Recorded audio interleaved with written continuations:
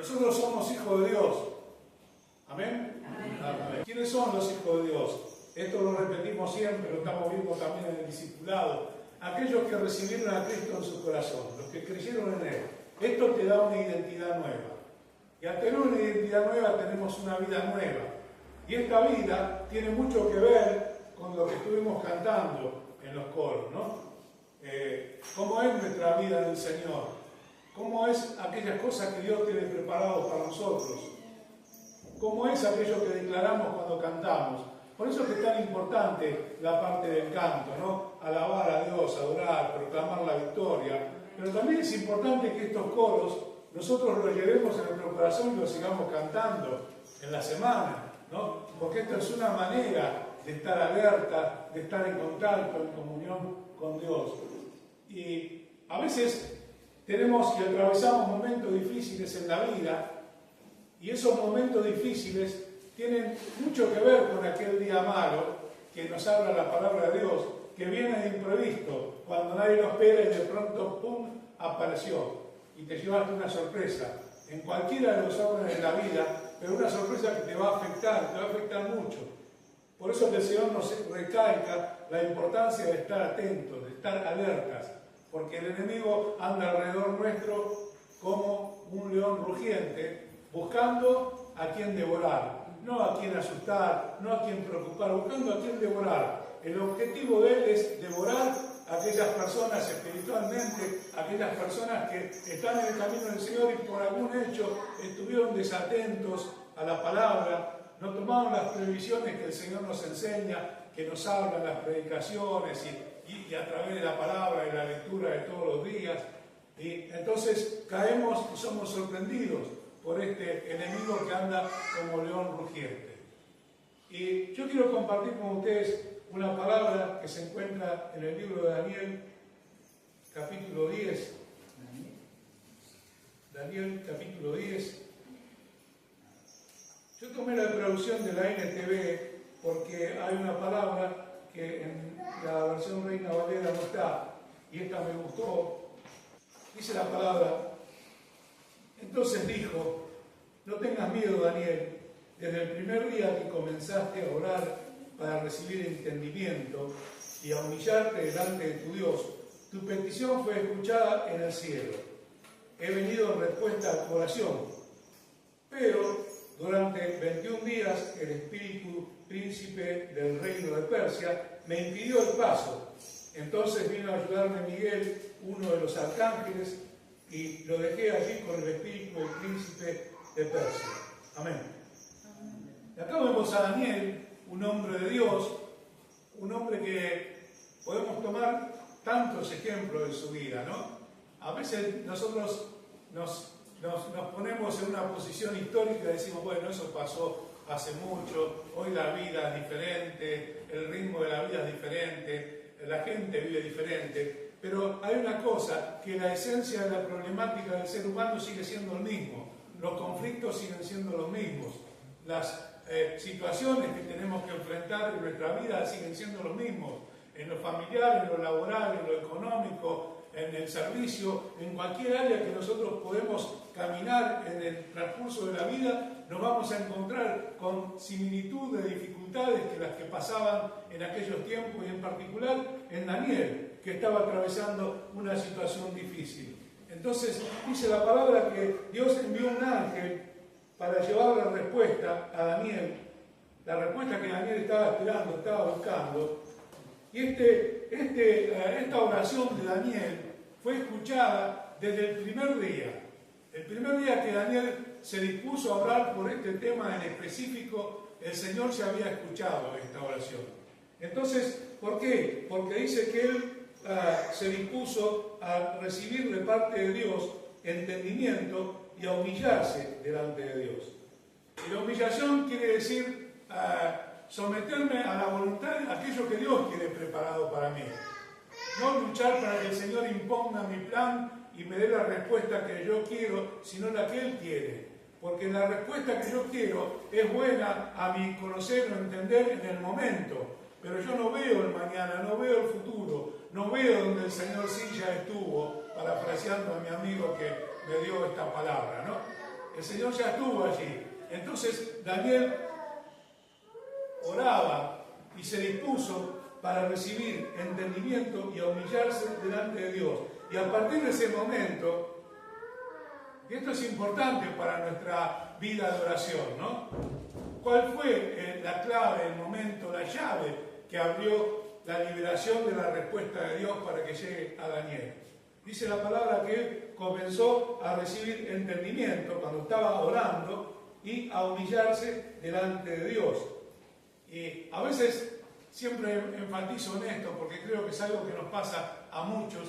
No tenemos tiempo de orar. Y no tenemos yo lo pondría encomillado, porque cuando hay dificultades y problemas sí aparece ese tiempo. Cuando ya estamos en medio de la dificultad, en medio del problema, en medio del mar turbulento, en medio de las olas que quieren hundir nuestra embarcación, en medio de situaciones que son tan difíciles porque fueron impensables para nosotros, pero allí estamos. Y ahí sí aparece el tiempo de oración. Pero es importante que el tiempo de oración esté antes que eso, que nosotros estemos, como dice la palabra, velando, ¿no? Velando, atento, en guardia en la oración. ¿Por qué? Porque dice la Biblia que si el padre de familia supiera a qué hora viene el ladrón a robar la casa, estaría atrás de la puerta con un fierro para darle al ladrón que iba a intentar robar. Pero como no lo sabe, tiene que estar siempre atento a que pueda pasar algo. Y en nuestra vida espiritual pasa esto. En nuestra vida espiritual pasa esto, que a veces nos descuidamos, nos relajamos y dejamos de llegar a Dios con este espíritu, con esta actitud que Daniel nos habla en la palabra, que es humillarse delante de la presencia de Dios.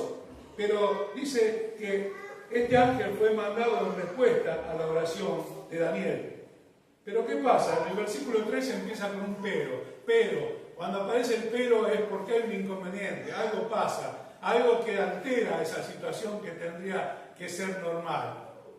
En ese trayecto, dice el versículo 13, durante 21 días el espíritu del príncipe del reino de Persia me impidió el paso.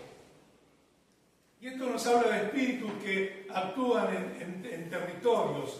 Hay un coro muy lindo que cantamos que lo tuve anoche y lo tuve a la mañana cuando me levanté, pero cuando llegué acá no me lo podía acordar, ¿no?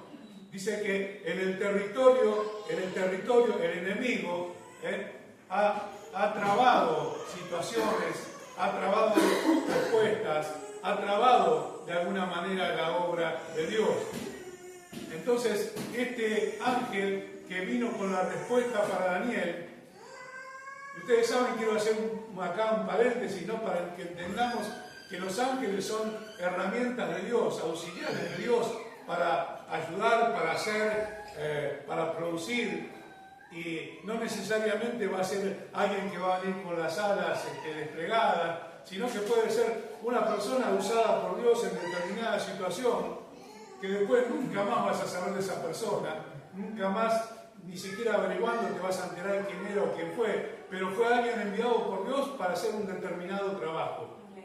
Entonces, esta persona que fue enviada por Dios se encuentra que en el trayecto está luchando durante 21 días con un príncipe de las regiones espirituales. No está hablando de un príncipe de carne y hueso, sino está hablando, llevándolo a Efesios 6, está hablando acerca de aquellas huestes de maldad, principados, potestades que se mueven en las regiones celestes. Se está hablando acerca de ese tipo de enemigos que hay que enfrentar.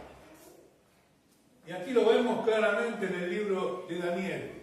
Y estuvo luchando durante 21 días.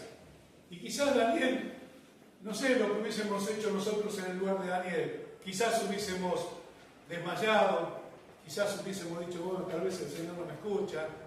Tal vez hubiésemos pensado, capaz que el Señor tiene otro plan, o no soy digno de que el Señor me escuche, pero sin embargo Dios lo había escuchado, porque había visto su humillación delante de Dios.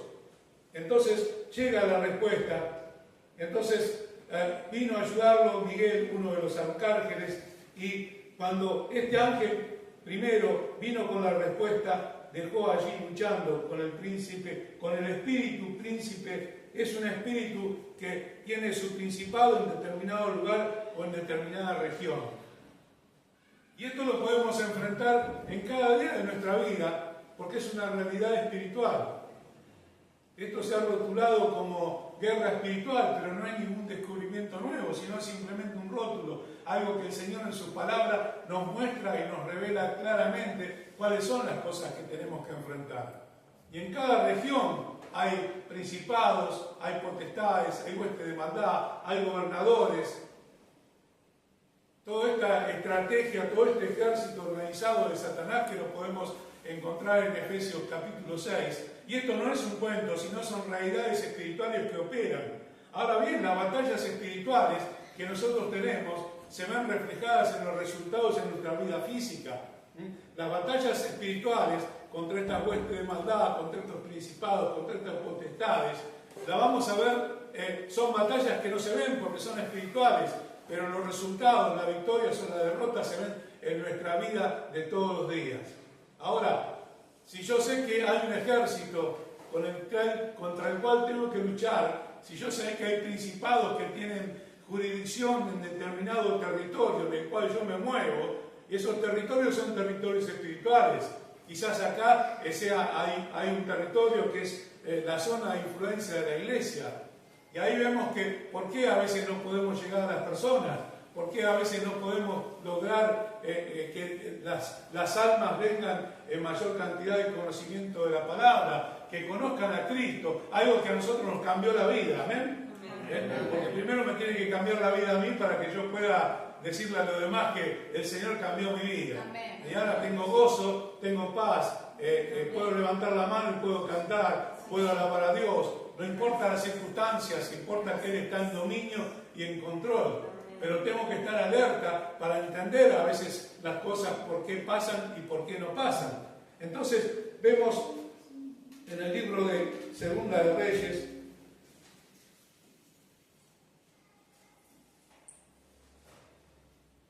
capítulo 6,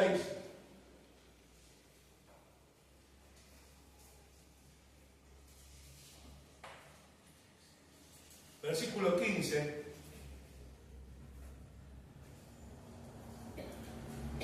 Acá vamos a encontrar a Eliseo en una situación muy particular. Y vamos a ver allí cómo opera Dios. Y vamos a ver el poder de Dios que no tiene límites y que no es imposible para Dios. Entonces lo vamos a encontrar que yo le voy a un poco sintetizar lo que viene antes del versículo que voy a leer.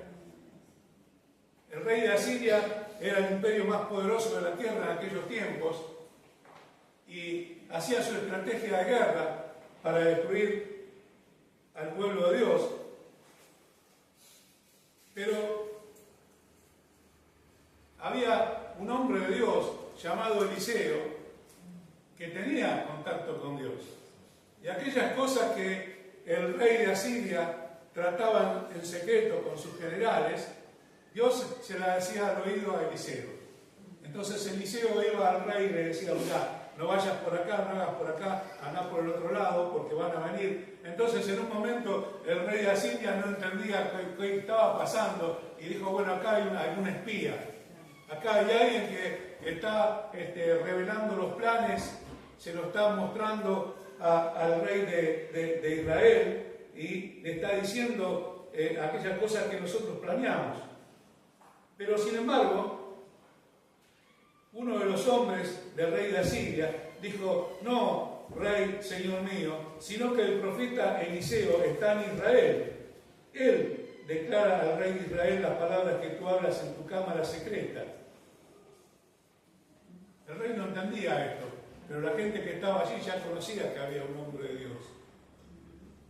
Y el enemigo conoce cuando hay una mujer de Dios o un hombre de Dios. El enemigo lo conoce esto.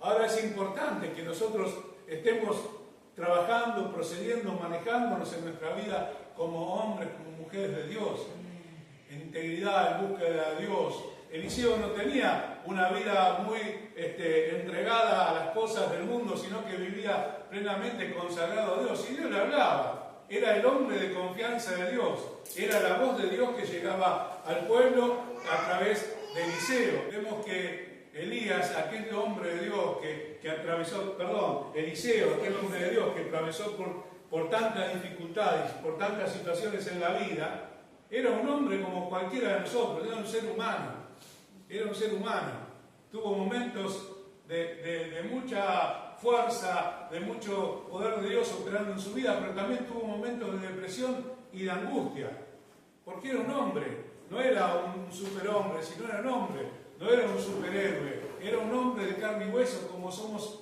todos nosotros, pero tomaba decisiones. Y lo importante es tomar decisiones en Dios. Entonces dice la palabra que en el versículo 15, y se levantó de mañana y salió el que servía al varón de Dios, era su secretario, podríamos decir hoy en día. Y he aquí el ejército que tenía sitiada la ciudad con gente de a caballo y carros. Entonces su criado le dijo: ah, Señor mío, ¿qué haremos? Él le dijo: no tengas miedo, porque más son los que están con nosotros que los que están con ellos. Y este hombre seguramente habrá dicho: bueno, el profeta habrá tomado algo, no sé qué le pasa, porque yo salgo y veo todo negro, ¿no? Todos los asirios, el ejército más poderoso de la tierra, allí rodeando y sitiando la ciudad. Y el sitio de una ciudad era la condena a muerte, porque cuando no entraba comida, cuando no se podía comerciar, cuando no podían vender, cuando no podían comprar, se sitiaba la ciudad y la gente terminaba muriendo de hambre. Era una condena a muerte. Y en esta condición estaba el pequeño ejército de Israel contra el ejército más poderoso de la tierra. Y Eliseo me dice: son más los que están con nosotros que los que están con ellos. No sé qué le pasó a Eliseo. Pero Eliseo sabía lo que había en el corazón de este hombre. Y dice: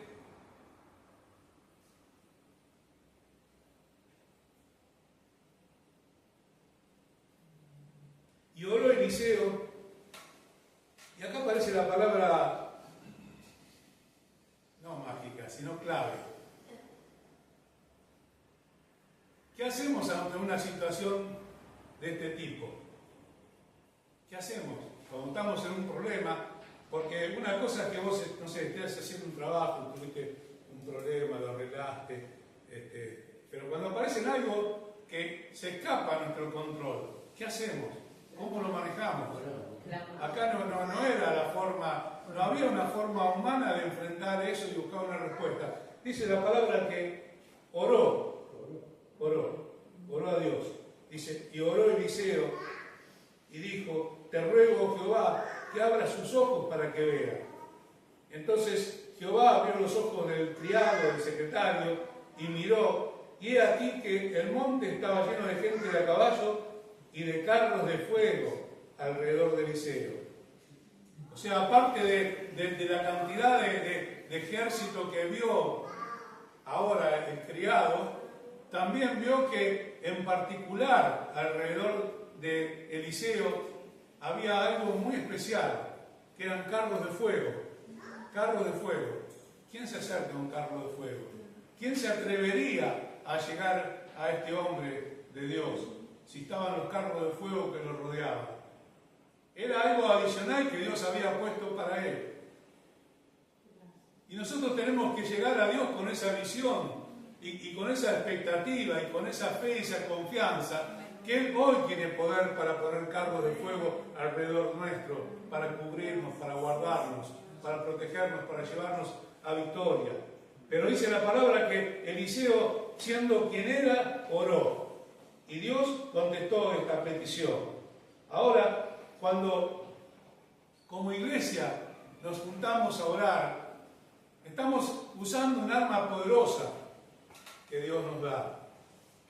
Y como pastor a mí me gusta muchas veces averiguar, investigar y encontrar claves o respuestas hay crecimiento de la iglesia, ¿no? Cuando digo crecimiento no digo solamente numérico, sino también crecimiento espiritual. Y en todos los casos se encuentra un común denominador, que es la oración.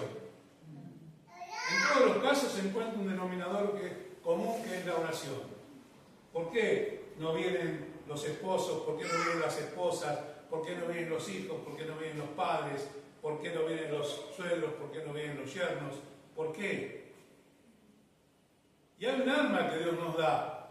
Y esa arma está allí como dormida, está como guardada, como inutilizada.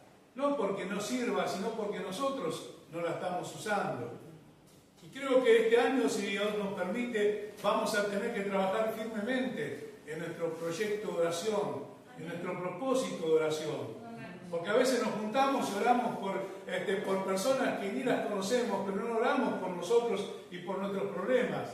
¿Y sabés qué es lo que hace el enemigo? Le pone un problemita aquel, otro problemita aquel, otro problemita por acá, otro por allá, y te agarra aislado, y la vida de la iglesia y la comunión que nosotros tenemos que tener no está funcionando, porque no estamos orando en la dirección que Dios nos enseña que oremos, los unos por los otros. Todos necesitan oración, todo el mundo necesita que oremos por todo el mundo, pero si descuidamos de orar los unos por los otros, ¿cómo vamos a conseguir victoria? ¿Cómo vamos a buscar en 10 minutos orar por 50 personas diferentes? ¿Cómo vamos a tener victoria si no estamos orando los unos por los otros con tiempo, con pasión, con entrega a Dios, con humillación delante de la presencia de Dios? ¿Cómo vamos a lograr objetivos si no estamos cumpliendo la estrategia que Dios nos da? Es importante que nosotros fortalezcamos este punto en la oración, como iglesia, como familia. No simplemente un ratito, sino trabajar aplicadamente en la oración. Sin duda que creo que de todas las cosas que más nos cuestan, creo que la oración está allí número uno. Pero lo que más nos cuesta, muchas veces lo que mejor resultado nos va a traer. Y vamos a ver vidas, no personas simplemente que llegan y están en un lugar durante algún tiempo, sino que vamos a ver vidas transformadas por el poder de Dios. Vamos a ver vidas transformadas por el poder de Dios. Aquellas cosas que a nosotros nos parecían imposibles, como le parecía al criado cuando salió y miró y vio todo el ejército y no vio ni uno de este lado, pero volvió el profeta y oró y él pudo ver lo que había allí. Y vos estás enfrentando los problemas y las dificultades de tu vida y quizás haces un esfuerzo para decir estoy bien, me siento bien, pero estás dejando de disfrutar el beneficio que Dios te da de poner carros de fuego a tu alrededor, como lo hizo con el profeta. Porque Dios es el mismo de aquel tiempo y el mismo de hoy. Es el mismo Dios que resguarda tu vida, tus cosas, que prepara lo mejor que Él tiene para cada uno de nosotros. Porque, como decimos siempre, Dios tiene un propósito. No estamos simplemente para ocupar un lugar en el mundo, tener un tiempo y un espacio, sino que Dios nos dio algo para hacer, preparó algo para nosotros, que es mucho mejor de lo que nosotros podemos pensar o podemos entender. Cuando la palabra de Dios habla cuando el Señor le dice a los discípulos, vayan y prediquen el Evangelio, vayan y anuncien las buenas nuevas de salvación, vayan y sanen a los enfermos, vayan y liberten a los oprimidos, vayan y hagan. El Señor dice ustedes, nosotros, iglesia, tenemos que ir y hacerlo, pero necesitamos fortalecernos en oración para esto. Tal vez alguien me dirá, bueno, este es un mensaje para el día miércoles de oración, pero el día miércoles no estamos todos. Y es importante que nosotros entendamos, si queremos ver la mano milagrosa de Dios, y rompamos con la opresión del enemigo, tenemos que ir al Señor en oración. Tenemos que ir al Señor en oración. O vos te pensás que el Señor no puede resolver tu problema, tu necesidad, tu dificultad. O te pensás que el Señor no sabe lo que vos necesitas. Que el Señor, y el Señor está tan ocupado porque no se va a fijar en mí. Y sin embargo Dios se fija en tu vida, sabe tu problema, sabe tu necesidad, pero está esperando que vos tengas la misma actitud que tuvo Eliseo, la misma actitud que tuvo Daniel, que se humilló delante de la presencia de Dios. Y para esto necesitamos tener un tiempo de oración para pelear esta batalla espiritual. Esta batalla espiritual que nos lleva a la victoria, o si no la peleamos, el enemigo pasa por arriba de nuestras vidas. Dice allí en Efesios capítulo 6,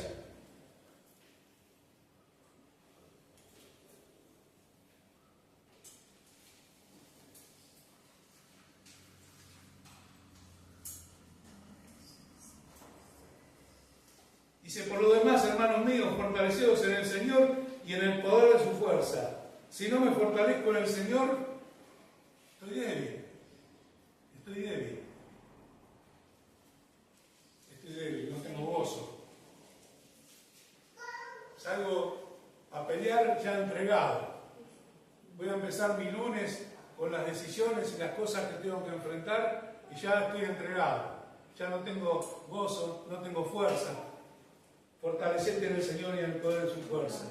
Vestidos con toda la armadura de Dios para que podáis soportar, estar firmes contra las acechanzas del diablo, porque acá, mire, algo central: no tenemos luchas contra sangre y carne, sino contra principados, contra, como el caso que vimos recién, contra potestades, contra gobernadores de las tinieblas de este siglo, contra huestes espirituales de maldad en las regiones celestes. No acá en la tierra que nosotros pisamos, estos en los aires son batallas espirituales, lugares donde se pelea y se define lo que vamos a ver en lo físico, cómo me va a ir en mi trabajo, cómo me va a estar las cosas en mi familia, cómo se va a desarrollar mi ministerio.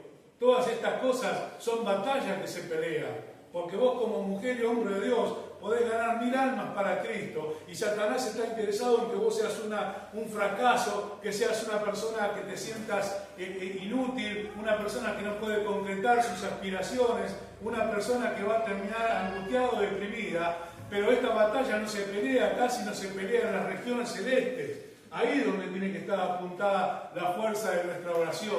Ahí es donde tiene que estar apuntada nuestras estrategias, que son las estrategias de Dios para nosotros. Dice la palabra que es necesario que tomemos toda la armadura de Dios para que podamos soportar el día malo y, habiendo acabado todo, estar firmes. Y el día malo lo pasamos todo. Lo interesante es saber cómo estoy el día que pasó el día malo. Si estoy tirado en el piso o estoy firme. Porque el día malo es aquella situación que nosotros no la esperamos, algo que viene de improviso. Vos te decís: tengo todo ordenado, cada cosa en su casillero, todo perfecto, no hay de qué temer, pero llega el día malo, porque por ese día pasamos todos. El día que todo cambia de golpe, el día que te levantaste, te tomaste unos mates y saliste y algo pasó que te cambió la historia. Y ese es el kit de la cuestión. ¿Cómo paso el día malo? ¿Lo paso aferrado a mis hermanos, el de la iglesia, que es la familia de Cristo, orando los unos por los otros? ¿O me cierro en mí mismo y digo, no le digo nada a nadie para que nadie sepa que estoy con un problema y me lo guardo para mí? Porque este es el primer pensamiento que te pone el enemigo. Porque él lo que busca que es aislarte, te va sacando, te aísla. Cuando estás sola, estás solo, con aquellas cosas que solamente el Señor las sabe, porque tal vez vos no le hablaste con nadie, es ahí donde el enemigo trabaja y taladra la cabeza con pensamientos que ninguno son buenos, por supuesto. Y si te lo pintan como buenos, son engañosos. Pero es importante que cuando acabe ese día malo, nosotros podamos estar firmes. La firmeza, ¿cómo la vamos a lograr? Estando firmes, ceñidos los lomos con la verdad, vestidos con la coraza de justicia. A veces una mentirita por ahí, bueno, con esta mentirita zafo, y no me di cuenta que de esa mentirita se subió Satanás y me armó un desastre. Y para esa mentira necesito una mentira más grande, y para esa mentira más grande necesito otra más grande, y cuando quiero acordarme estoy enfrentando a un tsunami que ya no tengo forma de pararlo porque no me alcanzan las manos ni nada para parar todo eso. Entonces tengo que estar ceñido con la verdad, calzado los pies con el apresto del Evangelio de la paz. O sea, donde yo voy, llevo paz. El escudo de la fe, para que podamos apagar los dardos de fuego del maligno.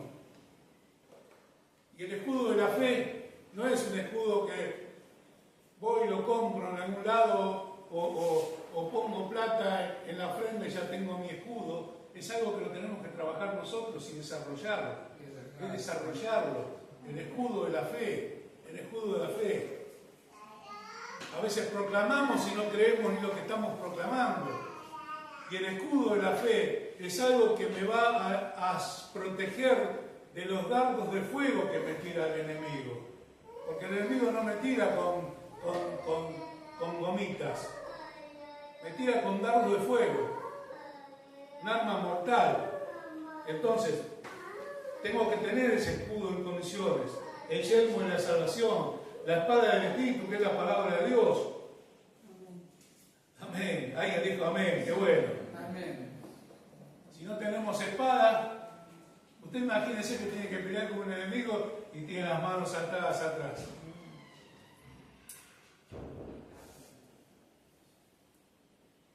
No tiene espada. Yo tengo una anécdota de eso, pero no la voy a contar. Pero es necesario tener la espada del Espíritu. Tenemos que tener espada. Una vez yo la voy a contar porque si no es peor, no sé para qué lo dije, pero yo estaba en un puesto de guardia y tenía los cargadores acá, o debería tener los cargadores acá, pero no los tenía. Entonces pasó un superior, que era de otra compañía, y empezó. Pero esto, a veces el Señor nos da estas cosas para que nosotros la apliquemos en lo espiritual, ¿no? Empezó en el medio del silencio de la noche y empezó, este hombre está haciendo prevención y no tiene cargadores. ¿Cómo vamos a hacer guardia si no tenemos nuestro armamento en condiciones? ¿Cómo vamos a estar velando si no tenemos la espada? O por ahí tenemos la espada literal, ¿no? Tenemos la Biblia física en nuestra mano, pero la Biblia en sí es un libro, no tiene poder. Lo que tiene poder es lo que está dentro. Claro. La palabra de Dios, ella tiene poder para salvar nuestras almas. Dice, recibid con mansedumbre la palabra de Dios implantada, así tiene que estar, en nuestros corazones, porque ella tiene poder para salvar nuestras almas. Entonces, si no tenemos la espada, en fin, no nos podemos defender. Necesitamos tener la espada. Pero ahora que tengo todo eso, tengo que orar en todo tiempo con toda oración y súplica en el Espíritu. Y ahí tengo que ir, a este tiempo que nosotros como iglesia tenemos que pasar. Tenemos que pasar tiempo de oración. Tenemos que pasar tiempo de oración. Tenemos que buscar la forma de poder juntarnos a orar, pero no orar por 80 millones de cosas, sino orar por cosas que nos están pasando, orar los unos por los otros. Orar los unos por los otros. Yo no quiero que mi hermana o mi hermano se vaya a su casa con su problema, con su dificultad, sino que no necesito que me la cuente si no la quiere contar, pero sí que diga, yo tengo un problema y necesito que oren por mí. Entonces como iglesia vamos a estar ahí orando y batallando. Porque cuando el enemigo nos pone cada uno por allá, por un rincón por su lado, nos aísla. Y ahí estamos en posición de derrota. Estamos diseminados. Aunque estamos juntos, pero estamos diseminados en lo espiritual. Y el Señor sigue siendo el mismo que le puso el carro de fuego que custodiaba a su profeta. Sigue siendo el mismo. Él no cambió, su poder no se gastó. No importa que el ejército de Asiria te esté sitiando la ciudad, te esté sitiando el territorio. Importa que si Dios hace su poderosa obra, ese ejército va a hacer nada al lado del poder de Dios. Amén. De manera que ni tuvo que pelear Dios con ellos. Simplemente hizo una estrategia, una maniobra y los mandó de vuelta a su barrio. Vayan de vuelta y quédense allá con el rey de Asiria y no molesten más. Y no fueron más. Y no fueron más. Y el enemigo, como te trabaja en un punto de tu vida, si en ese punto te encuentras flojo, yo voy a emplear una palabra que no es muy ortodoxa, pero te va a tener de hijo siempre. Si a vos te afecta lo que te afecte, y no sos vencedor en eso, te va a tener de hijo. Y una vez que Él se sube y te agarra la punta del terreno, después te toma todo el terreno. Y tenemos que estar atentos en esto y dar batalla. Si le querés llamar guerra espiritual, llamarle guerra espiritual. Pero tenemos que dar batalla, porque en Cristo somos más que vencedores. Amén. Somos más que vencedores. Es más que una canción, es una verdad.